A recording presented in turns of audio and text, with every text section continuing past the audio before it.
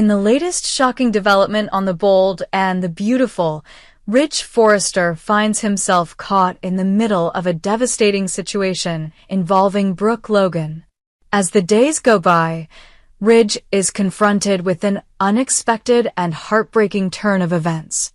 The trouble begins on May 7th, when Ridge learns that Brooke, his ex-wife and the woman he once loved, has fallen back into the grip of alcoholism. This time, it's different. Ridge, despite his resentment and the pain of their past, knows that Brooke has struggled with addiction before. The weight of her history and the gravity of her current actions hit him hard.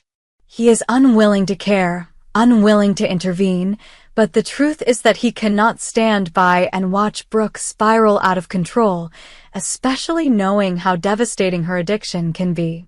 Ridge's heart is torn.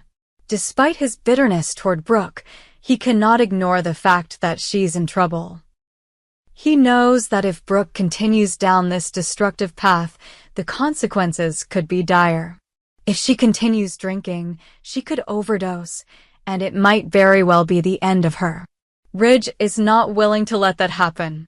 Driven by a sense of responsibility and an old, lingering affection for the woman he once shared a family with, Ridge makes the decision to visit Brooke and try to convince her to stop drinking. He hopes that his intervention might be enough to steer her away from the brink, but when he arrives, he finds a woman lost in her own despair, clearly intoxicated. As Brooke's alcohol-induced haze clouds her judgment, she lashes out at Ridge. She becomes confrontational, questioning his decisions and his past actions. The conversation turns into a heated argument, and Ridge, despite his best efforts to remain calm, becomes increasingly frustrated. The tension escalates quickly. Brooke, intoxicated and emotionally charged, suddenly throws herself at Ridge. She kisses him passionately, her actions erratic and desperate.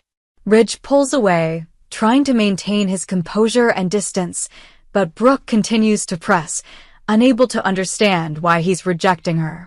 What happens next is unexpected, as Taylor Hayes, Ridge's current wife, arrives at the scene, witnessing the intimate moment between Ridge and Brooke. Taylor's anger is immediate and explosive. She storms out of the house, heartbroken and furious. But deep down, Taylor is harboring a much deeper resentment than anyone could have anticipated.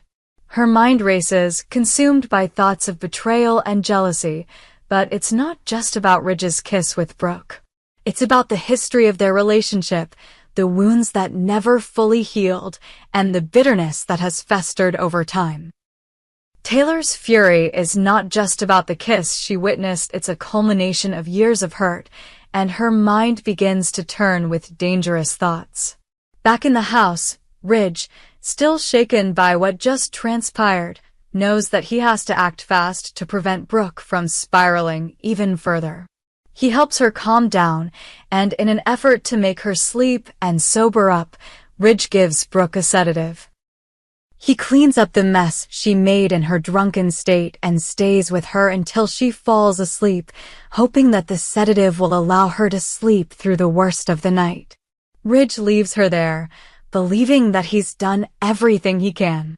But what Ridge doesn't expect, what no one could have predicted, is that the next phone call he receives will change everything. Hours later, Ridge's phone rings. It's the police. He answers, and the officer's words strike him like a thunderclap. Brooke Logan is dead. She overdosed on sedatives. Ridge is stunned, unable to process what he's hearing. The very sedative he gave her, meant to help her sleep, has caused her death. How could this have happened? Ridge tries to explain himself, insisting that he only gave Brooke one pill, just enough to calm her down and let her rest. He didn't want this.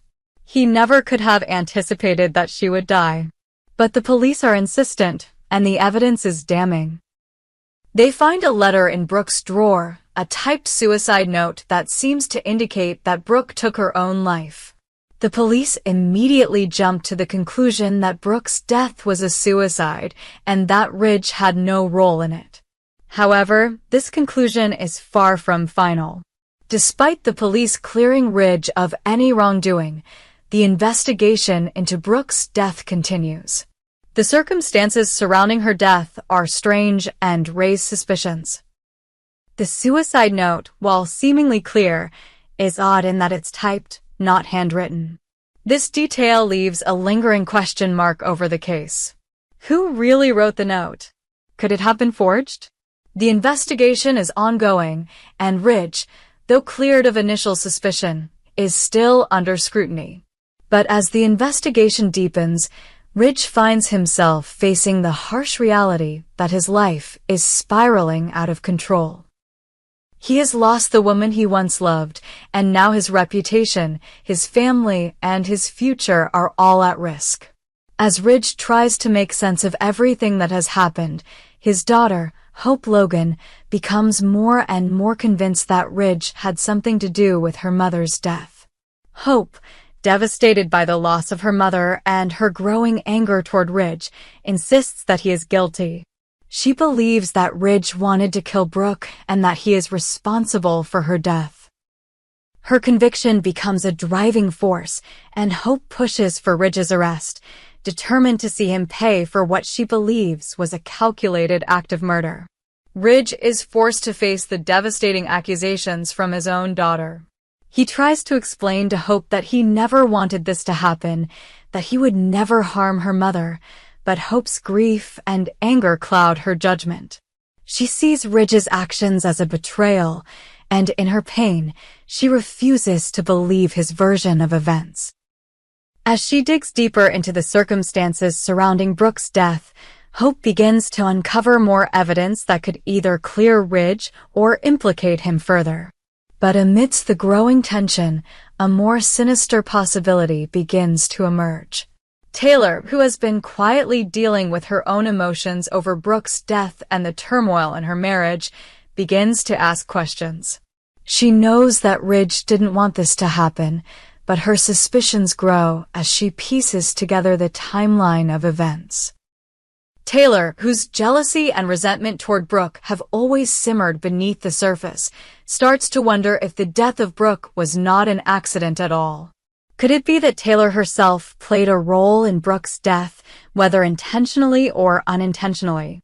Could she have manipulated events from behind the scenes, allowing the tragedy to unfold in a way that would absolve her of guilt, but still satisfy her deep, unspoken need for revenge? The investigation continues, and the web of deception grows tighter. Ridge, while trying to clear his name, has to grapple with the emotional fallout of his actions. He has lost Brooke for good, and now he risks losing his relationship with Hope and Taylor as well. The truth about what happened to Brooke Logan is far from clear, and with each new revelation, the family dynamics become more fraught with tension, suspicion, and betrayal. As the investigation unfolds, will Ridge be able to clear his name? Or is there more to Brooke's death than anyone realizes? Could Taylor's hidden motives come to light, and what will that mean for her marriage to Ridge? The stakes are higher than ever, and the questions surrounding Brooke's death will continue to haunt everyone involved, threatening to tear apart the Forrester family once and for all. Would you like me to continue expanding this storyline or focus on a different aspect? The tension between family loyalty, love, and deception continues to build in the latest turn of events on The Bold and the Beautiful. The conflict between Steffi and Luna reaches new heights when Luna, in an attempt to reinsert herself into Finn's life, shows up uninvited at the Forrester mansion. Desperate and driven by a twisted sense of entitlement, Luna's arrival is nothing short of a bombshell, one that Steffi is not prepared for. As Luna pleads with Finn to reconsider their fractured relationship, Steffi, already on edge from the constant strain of Luna's actions, reacts with the sharpness and intensity one would expect. She immediately forces Luna out of the house, reminding Finn, in no uncertain terms, that their boundaries as a family must be upheld at all costs, especially for the sake of their children and their future together. Finn, however, is not as resolute as Steffi might hope. The memory of Luna's plea lingers with him long after Steffi has shut the door on her. In the quiet of his own thoughts, Finn reflects on the possibility of reconciliation with his estranged daughter. His internal conflict grows, and though Steffi has made her stance clear, Finn's heart is conflicted. He's torn between his obligations as a father and his responsibilities to Steffi and their family. The longer he remains distant from Luna, the more he feels the pull to reconnect with her, to heal the wounds of their broken relationship. His desire to see Luna safe and loved overwhelms him. Deep down, Finn wants nothing more than to be the father Luna has never had, but the reality of his role as a husband and father to his own children complicates everything. Amidst this family turmoil, Sheila Sharp, always lurking in the shadows, continues to play her role as a manipulator, quietly encouraging Luna's every move. Sheila, with her devious mind, sees an opportunity to use Luna as a pawn in her own games. She knows that Luna's desire to reconnect with Finn is powerful and that it could be the key to breaking apart Finn's marriage to Steffi. Sheila's involvement only adds fuel to the fire. She knows how to press Luna's emotional buttons, and her involvement is sure to make matters even more complicated for everyone involved. Luna, vulnerable and seeking connection, becomes increasingly desperate to fulfill the void in her life. Sheila, ever the schemer, offers her unwavering support, pushing Luna to play the role of a victim, to make Finn feel responsible for her pain and suffering. As Luna's actions escalate, it becomes clear that she may be pushing Finn to the edge. Her persistence begins to wear him down, and soon, Finn may find himself questioning whether he can continue to distance himself from his daughter. But there's a darker turn waiting on the horizon. Luna, desperate to gain Finn's attention and sympathy, may resort to an extreme tactic, faking a terminal illness. In a shocking twist, Luna, with the help of Sheila, pretends to be suffering from a rare and fatal disease, claiming she has only a few months to live. She begs Steffi for permission to spend her final days with Finn, spinning a heartbreaking tale of a daughter seeking to reconnect with her father before it's too late. Steffi, ever the protector of her family, is naturally skeptical. She's seen Luna lie before, seen her manipulate the situation to her advantage. But Steffi also knows that Luna is dangerous, and this latest ploy could very well be another attempt to break up her family. Unsure of what to believe, Steffi decides to take Luna to the hospital for a thorough examination. The results are shocking. Luna's story is true. She is indeed gravely ill, with only a short time left to live. Finn, upon hearing the diagnosis from the doctor, is devastated. He never expected it to be true. The reality hits him hard. Luna, the daughter he has been avoiding, is dying, and there's nothing he can do to change that. Reluctantly, Steffi agrees to allow Luna into their home, with the condition that she will live with them and take responsibility for caring for Liam, who has become a central figure in the family's dynamic. It's a tense agreement, one that Steffi enters into only after much hesitation. She knows it's not going to be easy, but she's willing to put aside her personal feelings for the sake of Finn and his need to care for his daughter during her final days. However, Steffi remains unaware of the full truth. While she believes Luna's illness is genuine, Finn has secretly been complicit in the lie. He has been helping Luna fabricate her illness, driven by a need to make up for the time lost between them. Finn has always felt guilty about not being there for Luna when she was younger, and the guilt has only intensified as he realizes how much time they've lost. He feels responsible for her suffering, and in his heart, He believes that helping her heal by giving her the attention and care she's always craved will somehow make up for the years of abandonment.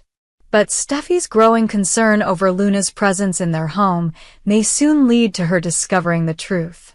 Steffi, intuitive and perceptive, begins to sense something is off. She notices the little inconsistencies in Luna's behavior, the signs that suggest the illness may not be as dire as it seems. Steffi confronts Finn, demanding the truth. Finn, caught in his web of guilt and responsibility, struggles to find the right words. His conflict becomes apparent. He's torn between his love for Steffi and his desire to be a father to Luna. But when the truth finally comes out that Luna is not actually dying and Finn has been complicit in the lie, Steffi is furious. She feels betrayed, both by Finn and by Luna. The revelation is a crushing blow to Steffi. She has trusted Finn, believed in their family, and now she finds herself faced with the ultimate betrayal. The relationship she has worked so hard to build with Finn is now hanging by a thread. The emotional fallout is immense, and Steffi begins to question everything. Could she ever trust Finn again after this? Could their marriage survive such a monumental lie? The stage is set for a dramatic and emotional confrontation. Steffi, heartbroken and betrayed, will have to make a decision. Will she continue to fight for her family, or will she walk away from the man she loves, unable to forgive him for his actions? Finn, consumed with guilt, will have to face the consequences of his choices. He has put his family in jeopardy, and the lies he's told may have irreparably damaged his relationship with Steffi. As for Luna, her actions have caused irreversible damage.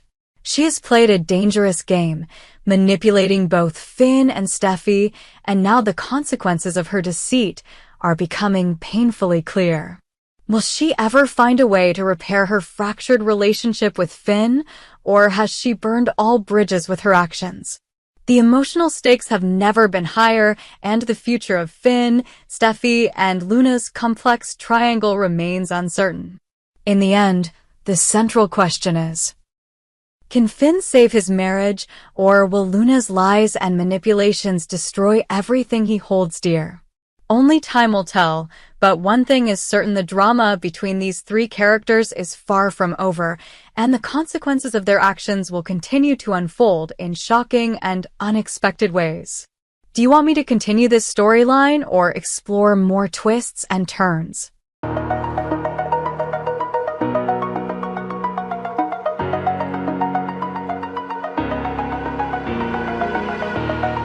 Oh,